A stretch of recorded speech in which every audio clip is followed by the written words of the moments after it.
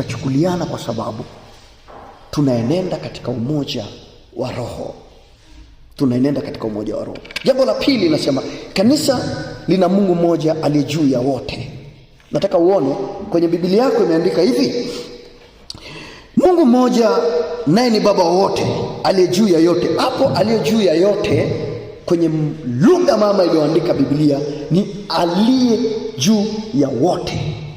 Kuondoa ile maana ambayo Paulo alikuwa anatiririka nayo kwamba neno aliye juu ya wote, maana yake baada ya Paulo kusema Mungu mmoja baba wa wote, analeta sifa nyingine kwamba baba huyu ni aliye juu ya wote. Maana yake nini? Mwenye mamlaka, mwenye uwezo, mwenye nguvu, mwenye maarifa. Ndio maana yake. Mwenye mamlaka, mtawala juu ya wengine. Swali la kujiuliza, mwenye mamlaka juu ya wengine ni nini? Juu ya wengine, mwenye mamlaka. Maana hiyo ndio inatupa maana ya kwamba azungumzii yote, anazungumzia wote. Juu ya wengine maana yake Mungu ana mamlaka juu ya dunia yote, au atuzungumzii juu ya dunia yote. Tunazungumzia Mungu ana mamlaka juu ya wengine. Wengine wapi?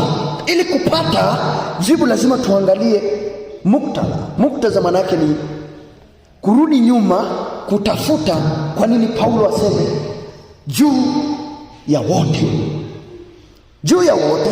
Kwanza, unaporudi kwenye sura ya kwanza mstari wa 4, Paulo anasema hivi: kama vile alivyotuchagua katika yeye kabla ya kuwekwa misingi ya ulimwengu ili tuwe watakatifu. Kwa hiyo anaposema juu ya wote, maana yake anazungumzia juu ya watakatifu. Juu ya watakatifu ni nani? Juu ya watakatifu ni kanisa. Mstari wa 5 hapo kwenye sura ya kwanza wa Efeso, maandiko yanasema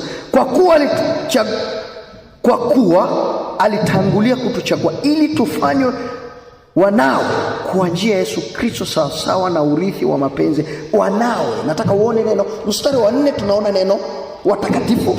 Mstari wa 5 tunaona neno wanawe. Wanawe maana yake watoto.